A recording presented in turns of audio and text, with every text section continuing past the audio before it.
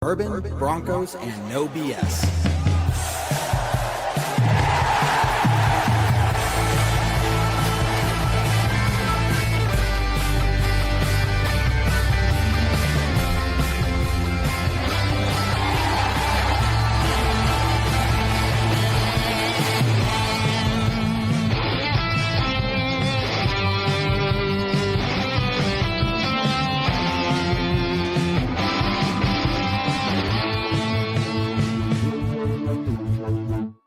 Fans, brews, and Broncos news.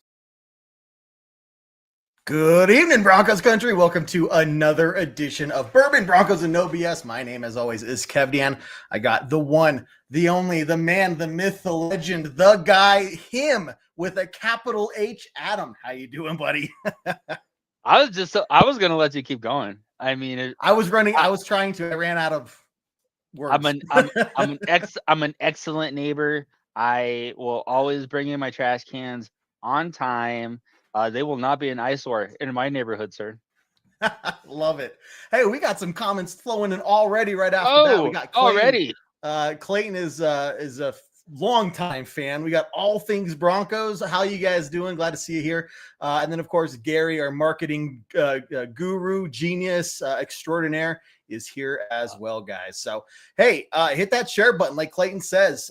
Share it to your own profile. Share it to Broncos group. Share it to your friends.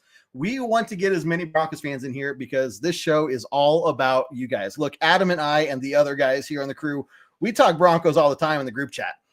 It gets pretty boring because it's just us, right? At least, no, I'm just kidding. It doesn't get boring, we gush a lot about the Broncos and about each other too. Yeah, that's true.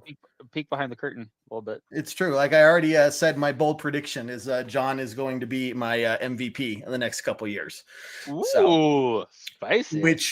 Which does lead us, Adam. We're going to dive right on into this because there's a lot to cover following the Broncos preseason game and some things that came out today, such as ESPN, which we have connections at ESPN. So, you know, Jeff Legwold and some others, you're all fantastic. But there's apparently somebody over that is like smoking something, buddy. I don't know what they're on, but we need to read this. Yeah, Are we getting this out of the way first? Because let's get it out of the way first. It's gonna get a little ranty in here.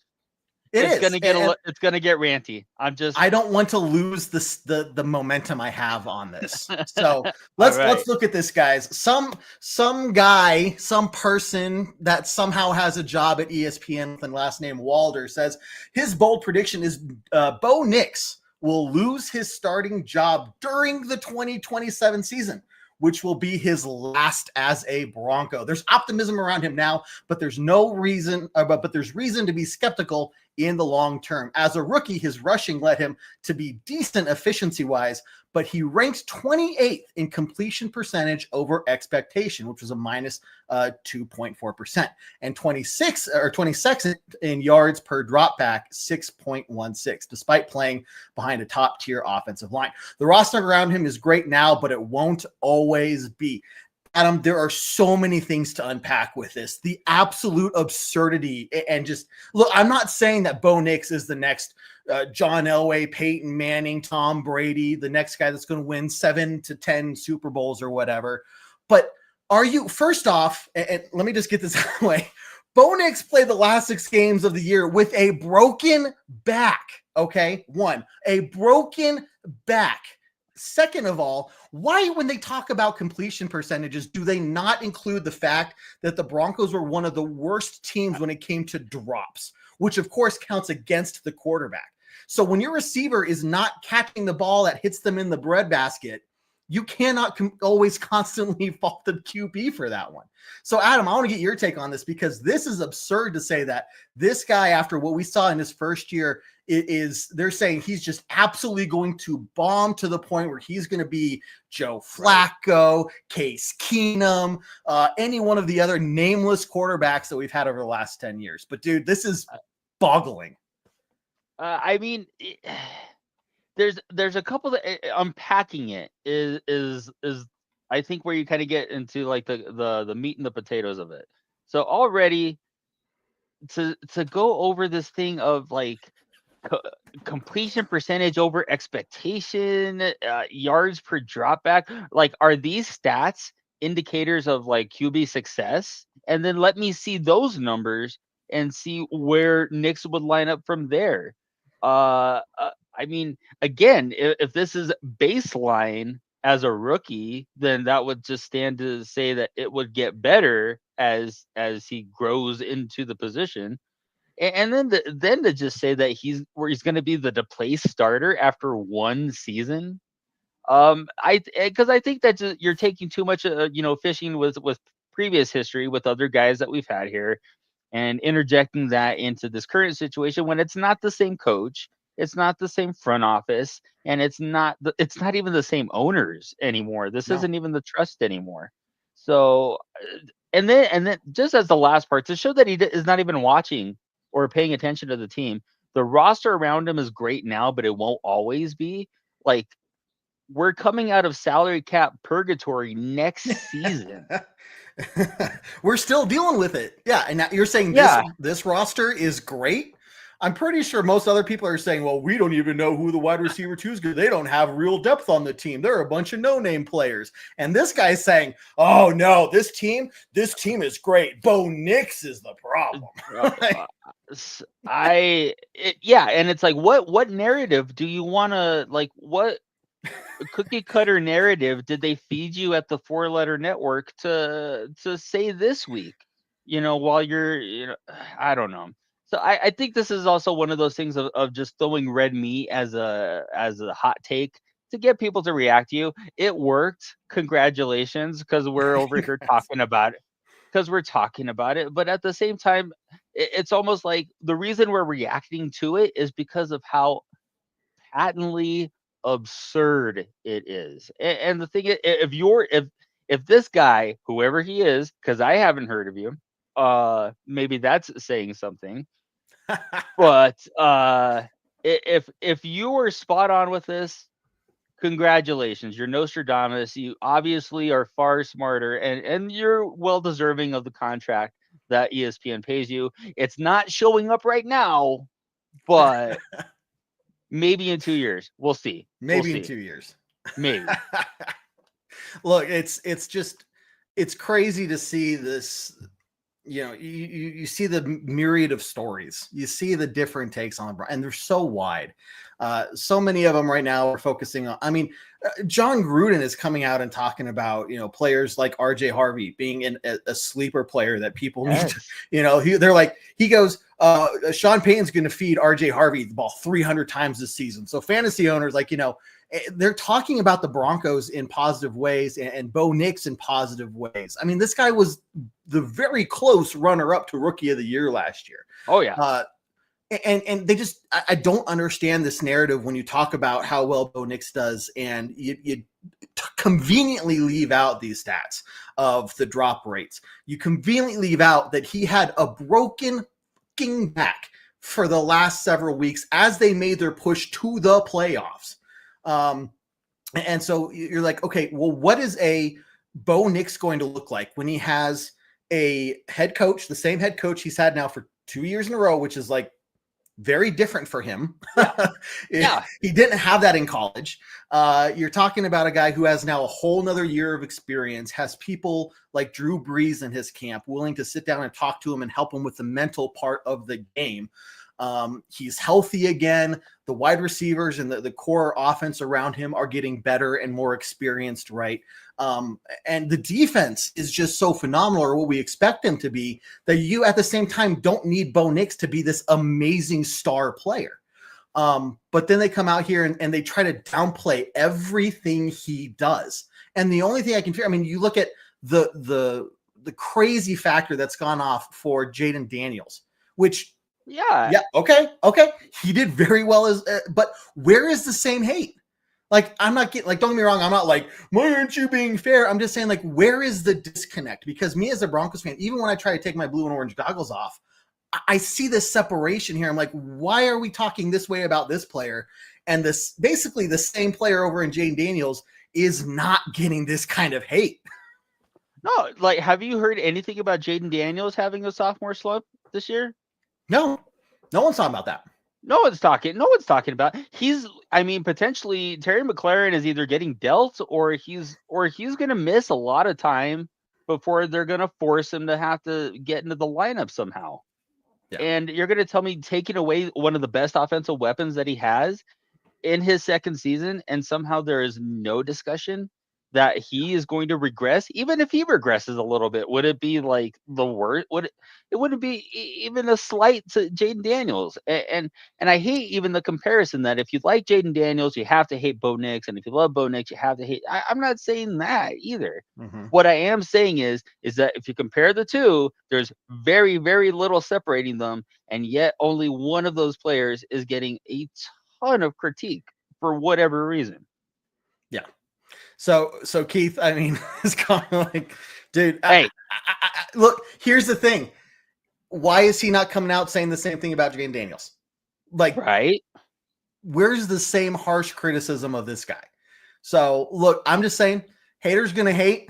Clayton, let them hate. I agree. But this is fuel. This is fuel to the fire. If they even see this, right? But if they do, like, this is fueling them. If you don't think Bo Nix is going to see this and be like, bullshit, I'm not going to let that happen, then you're freaking crazy. So, man, what a thing to put out there at bold prediction right off the bat. But let's get some of these comments, guys, because I know I kind of let them run away. But All Things Broncos says he thinks Bo Nix is going to be fine. No need to panic. Totally agree, guys. No need to panic. Jose's up here. As always, good to see you, man. Look, again, for our contacts over in ESPN, love you. Appreciate all your help. I don't know where you found this guy, but you probably need him. Let him back into whatever wilderness that you found him. It's just me. My good buddy, Mark. How you doing, buddy? It is something looking for clicks. What's up, man? It is preseason. This is kind of what they get paid for, right? I don't know if they get paid for how many clicks they get, but look, if that's the way, hire me. I could come up with some ridiculous stuff for clicks. Like, I could just, if all you're doing is throwing spaghetti at the wall all day, yeah, let's do it. Yeah, I would love to have that job. Just, it's kind of like a weatherman. I'm just gonna make something up and yes. No offense to my weatherman friends out there. Love you too. I know Colorado is difficult. It's just that's the similarities here. It's a jet stream. It's a jet stream. Exactly. It's a jet stream, Kev Dan. It's very unpredictable. Like take off your wig and your gavel and maybe stop judging a little bit. I think Keith hit the nail on the head here. This unnamed Walder guy is actually Nick Wright. It's his burner account. Yeah, that's probably it's his pseudonym. Nick Wright famously said that he thinks there are going to be 3 teams coming out of the AFC this year, and those 3 teams will be the Chiefs, the Chargers, and according to Nick Wright, the Raiders. So Nick Wright don't even get off the hook for this one. Like, oh no, he says some bad, like, this dude is way off with his made up analytic stats, whatever that is.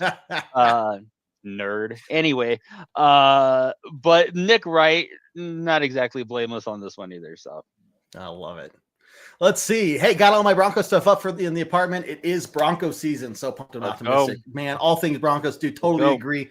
I painted my wall, to get ready for our 10th season here at Bourbon Broncos No B.S. and to celebrate how great the Broncos are doing. So I know what you mean. Mark, great points. Kev, nothing about Daniels having a slump. Dude, yeah. And look, we'll see. But how many times, and I honestly don't know this answer, but it'd be interesting to go back and look how many of these big-name quarterbacks throughout NFL history ended up having a regression in their second year.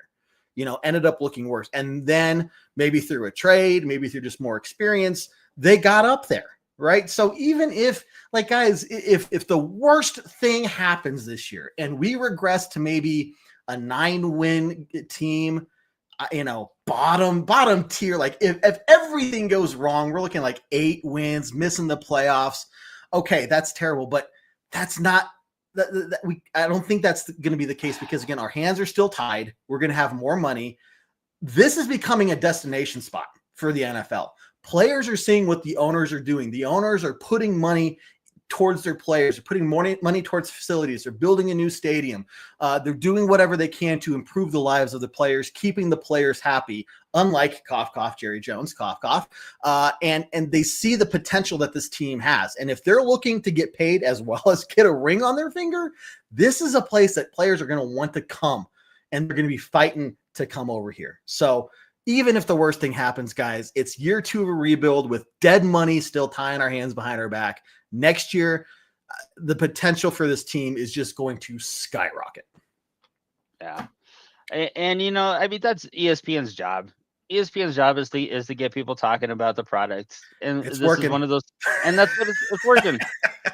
But Kev, we had a preseason game, and did we have some thoughts about said preseason game? Did anything happen? Yeah. I don't know. First off, don't ask Chat GPT about what happened during the preseason game. It believes that there were no preseason games played in the NFL. Even when I showed it picture proof, it was like, oh, I didn't see that. Like, what? Okay, am I living in an did I dream that? No. So anyway, first off, Roy, how you doing? Yeah, what are the expectations for the preseason practice and game? So before we start talking about the Cardinals, let's look back and we're not panicking. I know every time we make a video about the several videos I've made this week about the starters' not great performance, I say in the video, it's not a time to panic. This is preseason. And I get like 10 comments saying, don't panic. Why are you panicking? It's just preseason. Dude, watch my freaking videos. Okay. We get it. Calmate. Everybody switch the decaf, Carl. Yes. Like, we're saying we shouldn't panic. We should not panic. It's okay because several things. One, let me just get my first takeaway here is I'm okay that they got humbled. I'm okay that they went out there and they saw that that's not good enough. What we do, from everyone from Bo Nix to every player down there. I mean, it wasn't just Bo Nix. It looked like there was a lot of pressure getting to Bo. So no blitzes. They're just rushing 4 people, right? And there's still a ton of pressure getting back to him. So what's going on there in the offensive? Who's missing blocks? Who's not picking up somebody? You could say that Courtland Sutton should have had 1 or 2 of those catches. Yep. Maybe it wasn't a great pass, right? Where he dropped a couple there. But so if anything, it's driving these guys to be better, right? It's waking them up to say, hey, if we're going to start competing and start winning games week 1, we got to put the gas to the pedal to the metal here because that was not it. So what do you think? I'm pretty much the same vein of thought. I did not think, listen, PS2 went out on the field without his gloves on. I just do not think that I don't think it was a motivated effort. I don't think it was necessarily a execution thing. I think this was just like, hey, we murked their starters in the joint practice. Let's just kind of mail this one in and get out of here unscathed, which they did. The offense, kind of the same thing. Kind of just looked like a timing thing here and there. Would have liked to seen a better ball to Troy Franklin right there at the end. Would have liked to seen Courtland come down with one. But honestly, when you saw the second and the third teams come in on both sides, I think you kind of saw the blueprint for what Denver's going to really do this season. They're gonna attack people on the ground. RJ Harvey led the team in touches, and the moment didn't look too big for him. Like, especially that first game, you see guys maybe running a little too hard, or running into the backs of blockers, stuff like that. But he looked very composed and he looked very decisive with where he wanted to go with the football. So I'm very encouraged by that.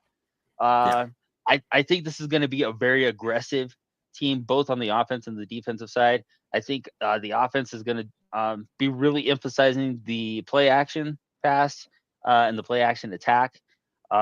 I think Vance Joseph has better tools at his disposal now. If you thought he was getting a little feisty with his blitz packages last season, now he has a Swiss Army knife in Jahdae Barron. He has another guy, an eraser in the back end in Tala Hufanga.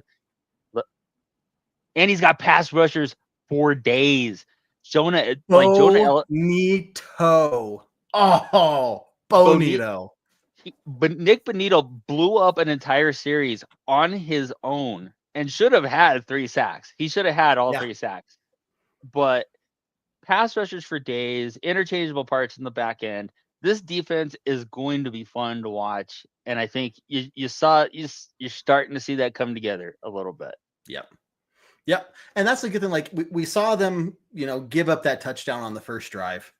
Yeah. You don't want to start like that, right? But how did they respond? They didn't give up other than the safety, which again, pressure gain to Bo Nix. Bo Nix learning that lesson early on. I don't know what these announcers on the TV were saying, like, I don't know if that'd be a safety in the regular. That was a safety all day, like, get out of here. He was not outside the tackle box. That was a safety. So it was good for him to learn that lesson early, and in the preseason be like, oh yeah, I kind of really got to watch for that. But the potential here is just amazing. The defense is going to look so strong, and they didn't even have Alex Singleton or Dre Greenlaw out there, who both, if you guys didn't hear, were both practicing today. They were both back on the field.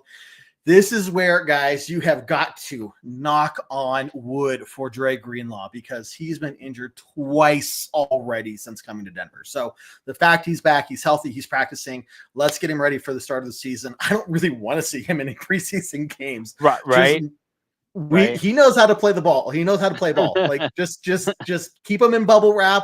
Throw him in a closet, lock the key, feed him a couple times a day, open it up when it comes to game time for Tennessee.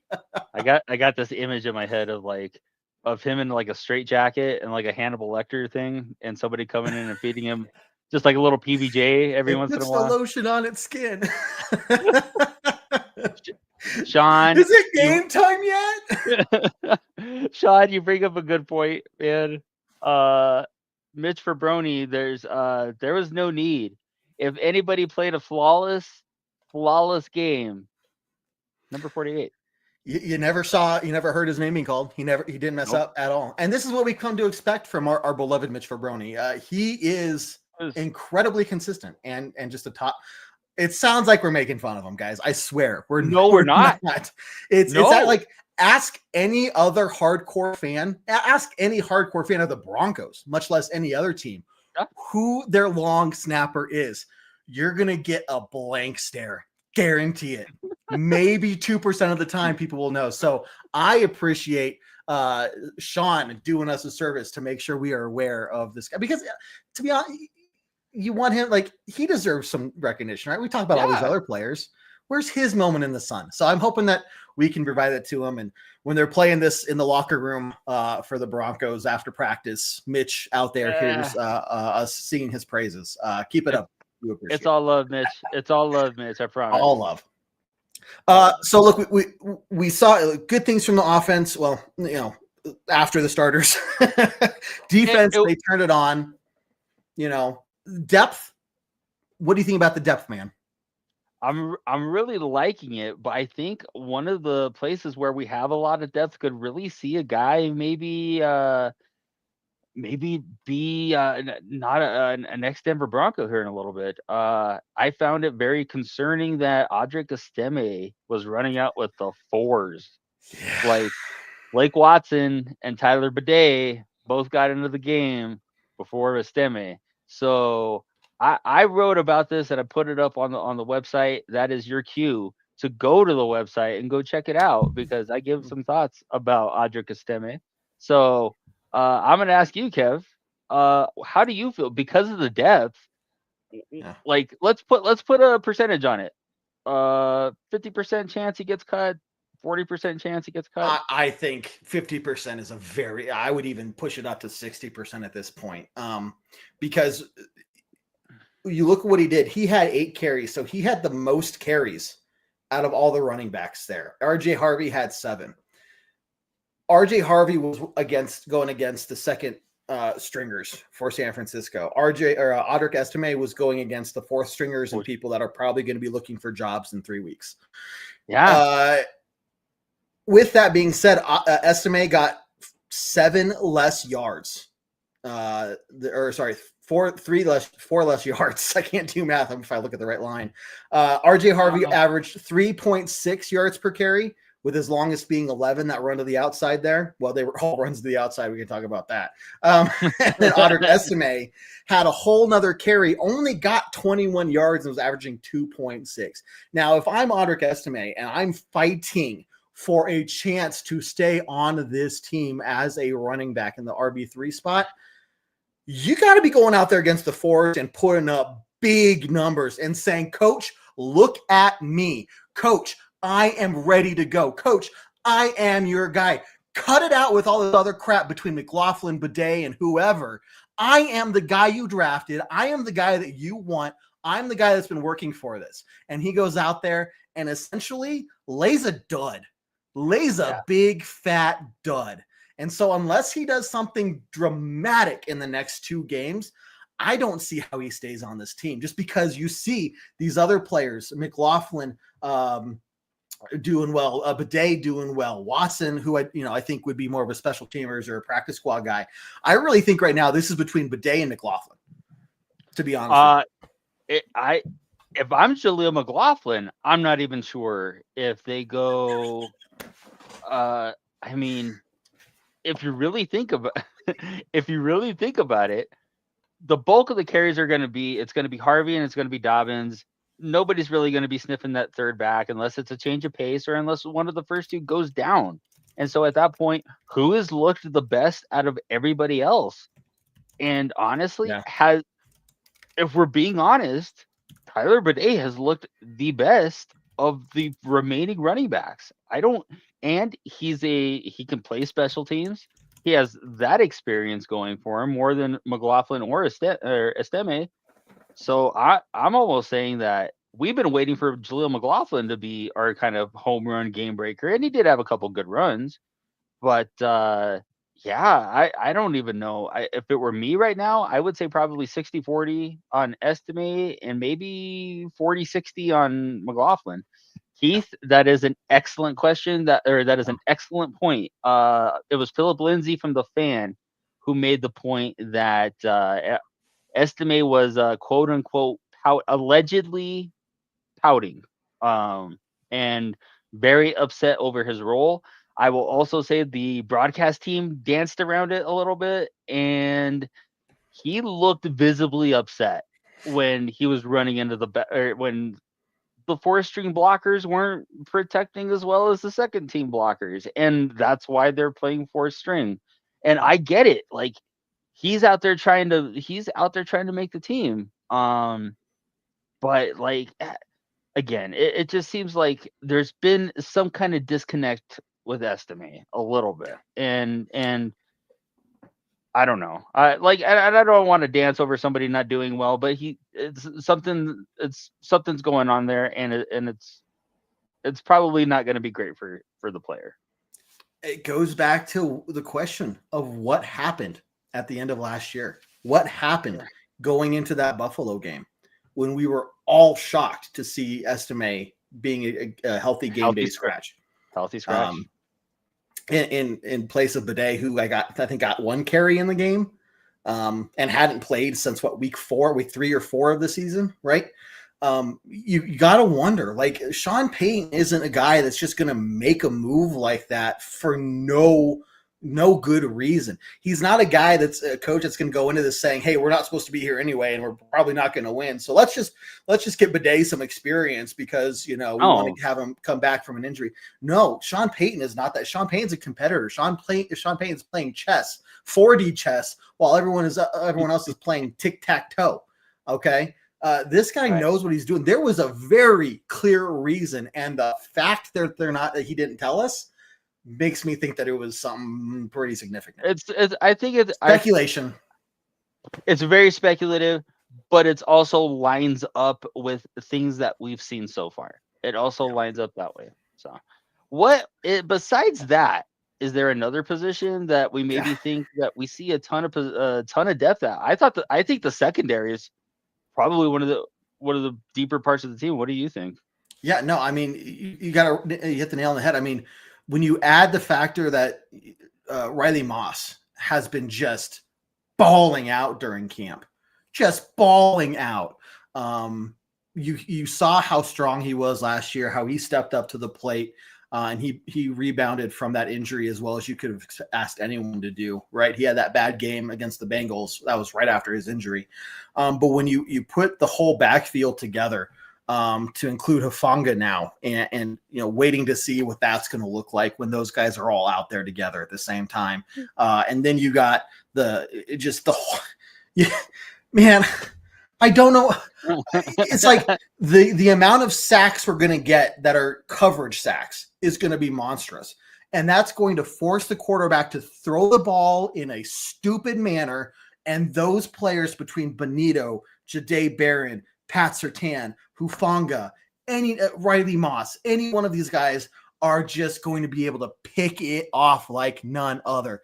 If you guys haven't drafted the Denver defense in your league, you missed out, because I'm seriously saying, like, and this is taking my blue and orange goggles off here. This is a defense that's going to get you points. They're going to get points for the Broncos. They're going to help us out tremendously and take so much pressure off of the offense, to where we're probably, if we are playing down in a game, it's not going to be by much. Yeah. I mean, it's a symbiotic relationship. If you can get pressure with 4, you can play 6 or 7 or 8 in the back. That makes it very hard to throw against. And then conversely, if you're able to stay in a nickel defense because you have a guy like 𝐁𝐨 𝐵ARON and Tala Hufanga in the back. I mean, heck, even the starting defense trotted out Jaquan McMillan and 𝐁𝐨 𝐵ARON. You can throw in PJ Locke. I mean, this is what we're talking about, the depth from last year, is that PJ Locke was a starter last year, is probably going to be a big nickel dime defender this year, but is going to be a premium backup, much like the 2015 defense had a guy like David Bruton in reserve, had a guy like Antonio Smith in reserve, where they had ballers even coming in as backups. So I honestly kind of feel it sets such a crazy expectation for them, and I don't want to do that. But man, this defense is gonna be so much fun. This defense is gonna be so much fun in 2025. 50 sacks. I love it. 50. Easy 50 sacks. Easy 50 sacks. Bring it. Yes, do not let me cry crocodile tears, guys. Let's get those likes, those shares, subscribes. Go on over to www.broncosandbourbon.com. Sign up for free today. Site is still being worked on. We are building some features for you guys for the start of the season, but you can find all of our videos, all of our podcasts, articles, and a place for you all to interact with each other through photos, game day chats, all that stuff. Sign up for free today at broncosandbourbon.com, and then you'll all be upgraded to the next membership tier for free when we introduce that at the beginning of next season. So this is the year to get in on the ground floor. Get signed up. Now, I do want to, I know we're going a little long here, but that's okay. There's so much to unpack here now that we have actual game film and stuff to talk about. One last thing I want to talk about this game before we move over to the Cardinals game really quickly for a few minutes. I'm interested to see if you have any thoughts on the punter, because if you remember, guys, we drafted this punter a little, earlier than I think a lot of teams draft punters normally. And I know I always joke around like, first round pick, do a punter, like, why not just get out of the way kind of a thing. But the rookie, Jeremy Crawshaw, 37-yard punt average. Now, look, if you have a defense that is as stout as this defense is that we have, when you have an offense that can move the ball like we expect the offense is going to be, I mean, is it going to be something that kills you? Maybe not. But at the same time, if you're in a close game, you need to know that you can rely on that punter, and you need to be able to have them flip the field. And I think from what we saw in the first game, it wasn't really there. And more so outside of the game, because there were only 3 punts from him in that game. You'll look at, reports from training camp. Inconsistent hang times, the ball going out of bounds early. It doesn't seem like he's really living it up. So at what point, Adam, do you say enough's enough? We're going to go and get a veteran that's available, even if they're not top notch, just somebody who's more consistent, and then readdress that problem next year. Well, I mean, you do have the functionality of the fact of what you are saying. Are we going to need to count on him a ton this season? In theory, no, but I mean, that also is field position can be the difference between, eking out a late field goal here and there. And special teams cost us a couple games last season. So that's the thing. That's the point I was gonna. If you didn't bring it up, I was gonna say it. How those 3 games or those 3 instances last year where special teams screwed us. It wasn't the punter, but it was special teams. And so we're looking at that's a weak area for the team right now. And they gave up a long return on Saturday too. So that is, I mean, again, special teams in the preseason is kind of a wonky thing. Just because so many people are kind of coming in and out. But again, I've heard the same things from the Florida punter. Those were, funny enough, those were the critiques coming out of Florida, was that he's a rugby style punter. He's a rugby style punter who wasn't, who didn't have a whole lot of experience kicking traditionally at the NFL level. So the guy who struggled doing the thing that he struggles with is seems like a bit of a oversight, but it is. If we don't talk about it, it's not gonna. It's because it doesn't come up, and the first time it comes up, it's going to be the first thing that everybody just picks at and see that was the thing. So it's like damned if you do and damned if you don't. But do I think it has the possibility of being something of being a problem? Sure, I would say it's probably not a big issue. But then you never. But then again, I mean, we played a game in Kansas City where we dominated them in every facet of the game and still lost. So sometimes that's the edge. That's the difference. Yeah, agreed. Roy says here today, I missed this. So if this is true, I missed this report. He so-called quote unquote balled out today. Crenshaw did. Crawshaw. Derek, your name is throwing off. I keep seeing Derek Crenshaw, right? And so I want to say, right? That threw me off a little bit too. Crawshaw. Sounds like his hang time was a lot better today. The yardage and placement was good, but you're right, Roy. I mean, it only matters in the lights. It doesn't matter how good you practice. It doesn't matter if you have nothing but perfect practices if you go out there in game time and just, put up a big fat goose egg. So, and not to say that's what he did. I just, we need to see improvement from this guy. So one thing to watch as we move into our conversation, as Jose put here, Cardinals versus Broncos this Saturday in Denver. It will be on NFL Network, so you can consider it prime time if you have NFL Network. 6:30 p.m. kickoff, guys. So really quickly, not too much. Basically, everything we've talked about so far are things that we need to continue to watch for in terms of improvement from the offense, starting defense, all that stuff, punting team. So what are some of the things that you're looking forward to for this upcoming game, bud? I like seeing not the motivation, but I like seeing the effort there. And basically the second and the third team, the fact that they came in and played really, really hard on both sides of the ball, to me says a ton about where this team is at and the mentality of trying to get ready for the regular season.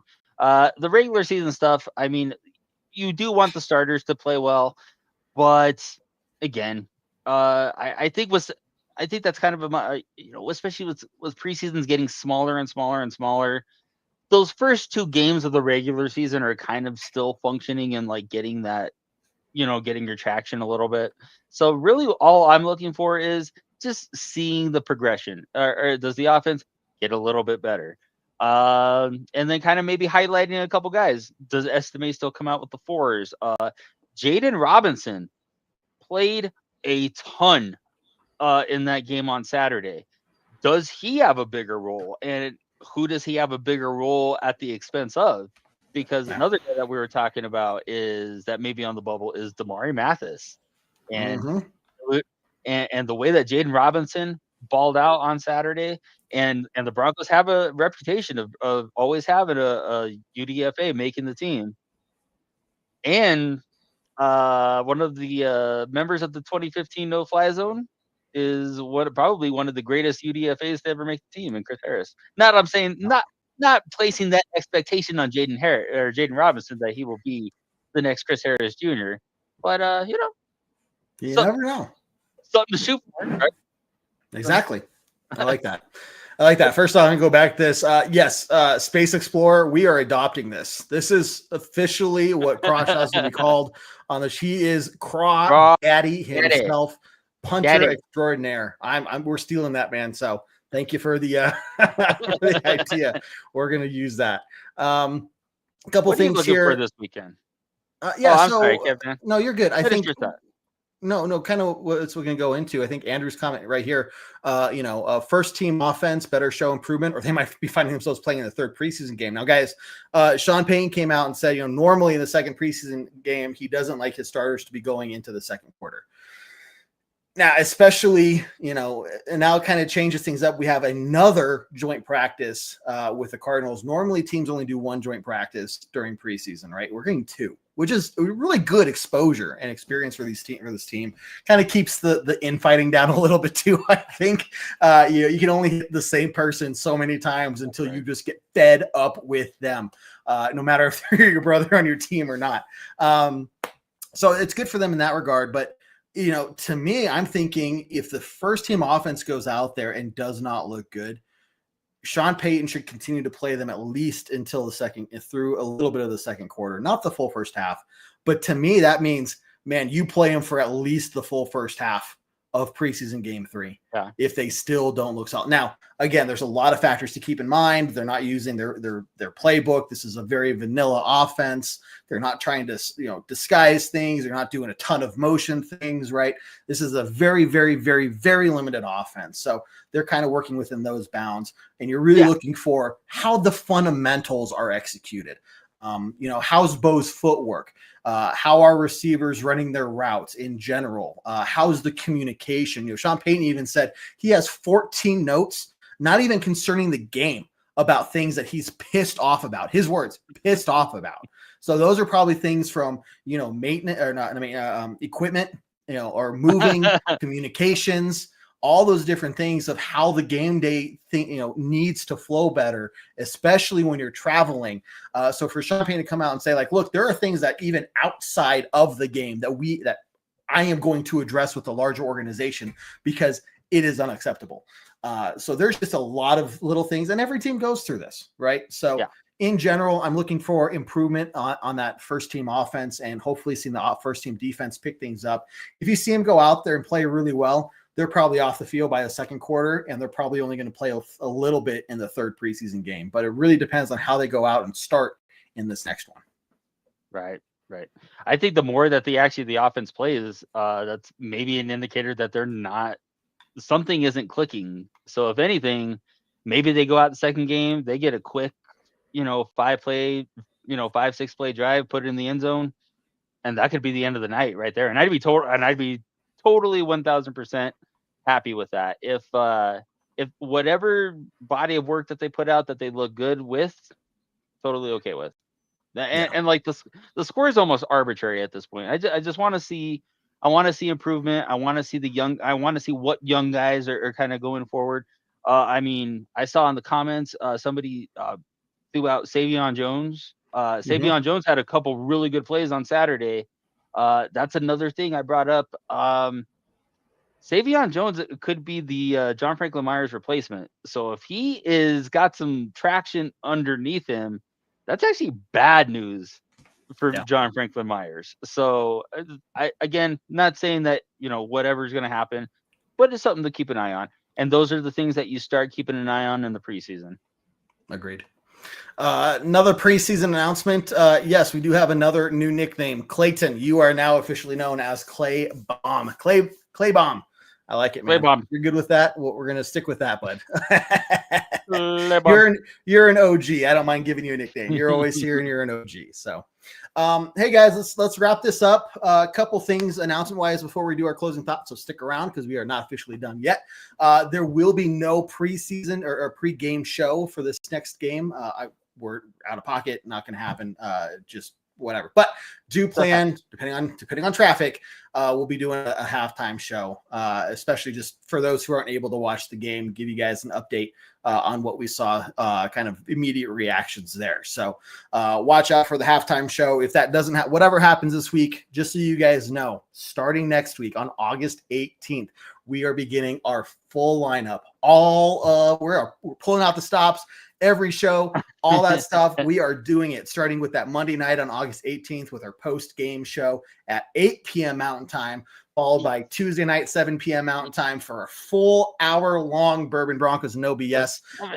And then we got the pregame podcast on iTunes, Spotify, Google Play, Stitcher. Guys, I've been saying this script for like 10 years. Kevin is just getting all like, oh, follow us all those places. And then, yes. Game day, we got our pregame show 1 hour before kickoff. That will officially be for the third preseason game and for the rest of the season, and our halftime hash show, which is the original live halftime show. Just so you know, right here, that was us, me and Jared.